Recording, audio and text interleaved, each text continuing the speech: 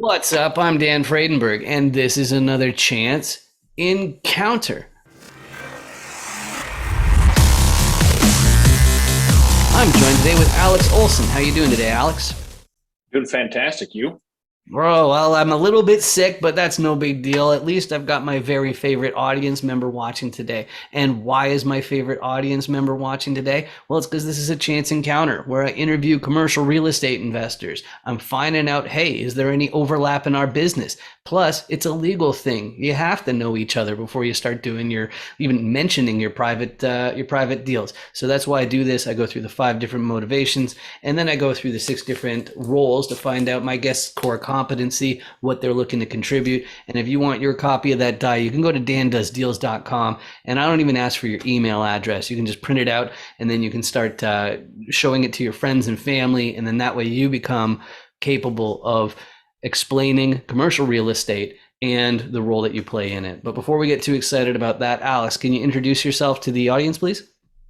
Yeah, Alex Olson with Exchange Commercial Real Estate here in Kansas City, focusing on 1031 exchange clients, buyers looking to get some cash flowing assets. Beautiful, beautiful. And so that really demonstrates the level of experience that you have, that you're already on that part. But if I put this up here, I always start the motivation piece right as the first bit, because sometimes I'm interviewing newbies and maybe they know why they're doing it, but they don't know what they're going to be doing. But I've got a new qualifying question, which is, please, Alex, can you name at least one asset or asset class that you believe is risky, but it's still, popular, relatively popular? Well, I think from my perspective, cryptocurrency Mhm. is something that is very popular. And to me, it's way too risky for my blood right now. Beautiful, beautiful. So now we got an idea of your appetite for risk and all that sort of stuff. So let's go through the 5 different motivations.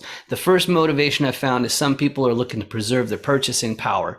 If you already rely on the cash flow from the assets you own to make ends meet, then this is probably you, and you have to keep on making acquisitions just to stave off inflation. There's a few other reasons, like maybe you're just getting a great deal, you want to increase your balance sheet, whatever it is. But preservation of purchasing power is one of the biggest reasons why people buy apartment complexes, multifamily, other commercial properties. That is not my biggest priority. My biggest priority is trading time directly for wealth. And that's because I've got a background in CRM technology. Okay. So as a tech person, that's a high salary. But the problem with high salaries is you're paying more tax than anybody else, which is in the form of income tax. So it hit me as like, well, shouldn't I pivot to focus on equity? Because that's really what you're building when you're building wealth anyway, instead of giving half to the government all the time. So that's what I'm up to. But most people, they're more concerned about taking control of their time, fast tracking their retirement. Maybe it means that they want to work fewer months per year. Maybe it's fewer weeks per month. Who knows what it is? But the real idea is eventually shifting down in the amount of effort and time you need to put in. Whereas the next Sure. two groups, they're never going to slow down. Like the first one, they're super duper ambitious. They want to buy their entire hometown. They're looking for that legacy. They want to make sure their great grandchildren never have to hold a day job, that sort of thing. So they're going to hustle into their 90s. So they're great teammates. And then the last group, they're also going to keep hustling, but that's because they found some sector of society, or maybe it's the environment, or maybe it's animals. Maybe they want to send people to Mars. Who knows what it is?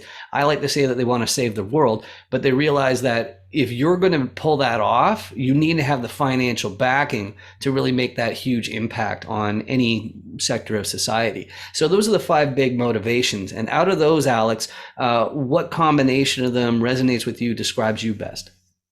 Yeah, I think a lot of it boils down to the early retirement piece Mhm. and spending time more wisely. We only get one life on this planet, regardless of, how many children we have and friends we have, but still it's only one time and I want to spend more time with those people. So, and I also do think that there's bits and pieces of all of those, right? And Mhm. helping people who need it is huge, whether it's, my family or others. And helping other people build wealth is a lot of what I try to aspire to do. That's beautiful. I love that. And I also like how, like, when you accumulate wealth, at least that opens the door for retirement, whereas WT generally doesn't, from what I've Hmm. seen. Even if you're a high earner, it's no guarantee that you're going to be doing that well. But let's talk about the different roles then, real quick. I got the magical effect on here to make it look like it's made of crystal. Don't forget, you can get your own Dan Does Deals commercial roll die from dandoesdeals.com, and it's totally free. But let's talk about each of them so that you can express yourself on this topic of commercial real estate. I'm going to talk about repositioners first. Repositioners are acquisitions people, so they look at a lot of different properties and they're doing a bunch of paperwork. What are they doing with this paperwork, and why are they looking at these different properties? Well, the first thing they're doing, they got a fancy word for it, is they're underwriting it. Okay. Underwriting means you're doing the math, and because you're the acquisitions person, you're talking to sellers. So the first reason why you need to do the math is you need to find out, is this business actually making what this person says it's making? And then the other part of why it's called a repositioner is because they're thinking, what changes can I make so that this property ends up making more money? And there's three main tools in the repositioner's tool belt to end up getting that upside. The first one is maybe they can get more advantageous lending from different financiers. There are a bunch of different kinds of financiers, but right now interest rates are going up. So unless they can basically get a current owner in the deal, that's probably not going to be it. So let's focus on operators, making sure that those Benjamins don't go down that toilet. And of course, there's more to it than just unclogging toilets and collecting rents and doing all that sort of fun stuff. There's also the bookkeeping. The other thing that I bring was the automation from tech, and then the marketing side, which is important to keep your vacancy rate low. But operators, efficient operations is probably not enough to really get enough upside. So often repositioners will use the third tool in their tool belt, which is getting a contractor team. And those guys are going to be doing what they call a value add, what normal people call renovations. They're fixing the place up, they're making the units nicer, and then that way they can charge more in rent and people will be happy to pay it.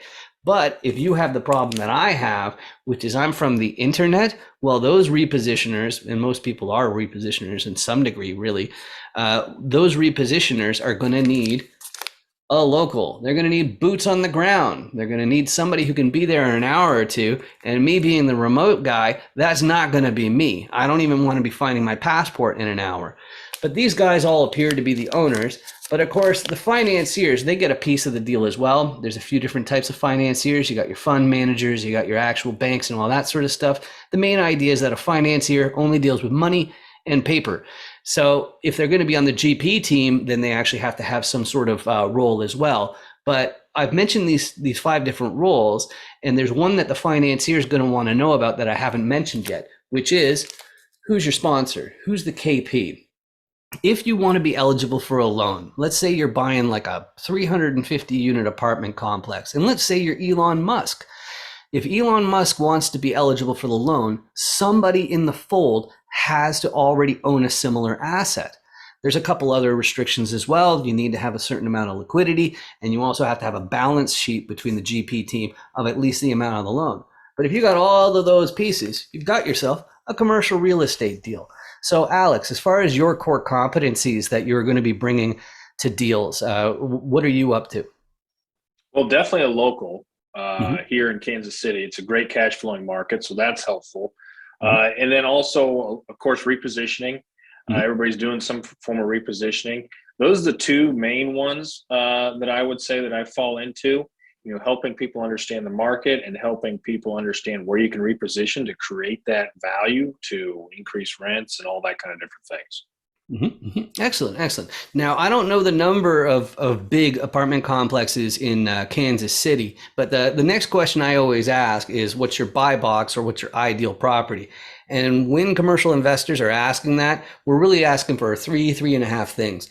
First one's the geography. Okay. So Alex already said that he's a local. So he's probably looking in Kansas City, but maybe he's up for other deals, right? So you got to know where, what state, what county, what neighborhood possibly even.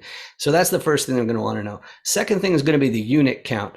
Now, of course, we're talking about multifamily and retail and self-storage and mobile home. They all have unit counts. So that's the thing that's going to decide the size that people are going to want to know. If it's industrial warehousing, it's going to be square footage instead. But that's the second thing. And then the third in the third and a half as well. They're both called class, same word, two different meanings. First one is, what kind of condition is the building in? Is it old? Is it beat up? Or is it brand new and immaculate? Okay. And then the second meaning of class is the actual neighborhood that it's in, as far as crime rate and school districts and things like that. Again, they're both called class, and they're both rated the same way, just like in grade school, like B minus, A minus, A plus, and all that sort of stuff. So Alex, as far as properties that are easier to say yes to and more difficult to say no to, what are you really looking for? So it's going to be a B, B minus, maybe C, C plus area, or sorry, class of property. Mm-hmm. And then the area is probably going to be a B minus or a B, maybe even an A if the deal's right. So I'm always looking for how we can add value to a property to get it up to a B or an A in a great location is our typical buy box, so to speak. But you're laser focused on Kansas City, or like how far Right. on the outskirts are? Yeah. Okay. So Kansas City, typically metro only, unless it's an amazing deal. But even then, it's pretty close to some major transportation and economic hub of Kansas City. And the unit count, was it like in the 80s or something, or like in the hundreds, or where are you? Typically in the 10 to 50 Okay. range on the unit size. All right, beautiful. So my next question, it has to do with one of my favorite things about commercial real estate. It's because we've got so many different roles, and everybody has to cooperate. Everybody is well suited and very friendly and always eager to give references, referrals to people. And but we're all also better suited to help some people than others. Me personally, because of my tech background and my marketing, I'm always on the lookout for more KP sponsors, just because they'll be able to have systems in place that actually really benefit from that sort of scaling and that scaling background, that sort of automation. So that's who I'm looking for. But without, I don't know if you have any 506B deals. So if you do, don't entice any investors. But who are you best suited to help in real estate? Maybe it's beginners, or maybe it's one of these specific roles or something. What you look I for? think the beginners is going to be a good role, because we're looking at smaller unit sizes. We're looking at good areas with maybe light value add. We're not going in and blowing out an old building and that needs a complete gut remodel. So something that maybe somebody's dabbled in it before, one or two investments, maybe three, wants to upgrade into other investments. That's where I come in. Beautiful, beautiful. And my next question is, we ended up finding each other like through some meetups or whatever, and I find them through LinkedIn in general. Is LinkedIn the best way to reach you, or is there a website that's better or something? LinkedIn's amazing. Love chatting with people on LinkedIn, but then also Exchange CRE. My website, exchangecre.com, has some good information there on how we help investors. And then, of course, emailing me, alex@exchangecre.com. Love to talk to people. Okay, awesome. And just so that we're clear, and I'm making sure that there's no cropping of your graphic, the domain, it has no E at the beginning. It starts with the X. Is that correct? That's correct. Yeah, exchange with an X, no E. Okay, beautiful. So then the only thing left is actually not for you, Alex. It's actually for you in the camera, which is that I don't want you to look too quickly, because your eyes might, under my left hand, there's this red button. It's the ugliest thing you're ever going to see. And we really had to get rid of it. And it's really easy to get rid of. All you do is you just click on it, and then it turns into the pretty gray one. You got to see the gray one. It's so nice, and it has a magical power. What it does is it means that YouTube will pay for these videos instead of me. How cool would that be, right? And it's totally free. It doesn't cost you anything. All it really means is that these videos might show up on your list of suggestions, but you don't have to keep on watching more of these videos. You've already done me an enormous favor by watching and hitting that subscribe button. Of course, just like Alex, you've done me an enormous favor by joining me today. This has been fantastic getting to know you better. Awesome. Loved it. Sweet. Thanks. Hey, thanks for watching this episode of Chance Encounters. Make sure you do 506B Me after this. And the way that works for you, if you want to be a 506B Me member, if you're at a live event, a conference, or in a Zoom call or something like that, all you have to do is have your very own QR code that comes when you sign up. And then if somebody has their own QR code scanner, just like this, then my one has it in its phone automatically, so I can scan even faces and stuff. But you just scan the code just like that, and then it'll add you to their watch list. So that way you can they can watch your video, make sure that you're compliant, know your level of sophistication, and all that kind of fun stuff that the SEC wants us to do. Anyway, thanks for watching. Make sure you subscribe. Thanks a lot. Bye.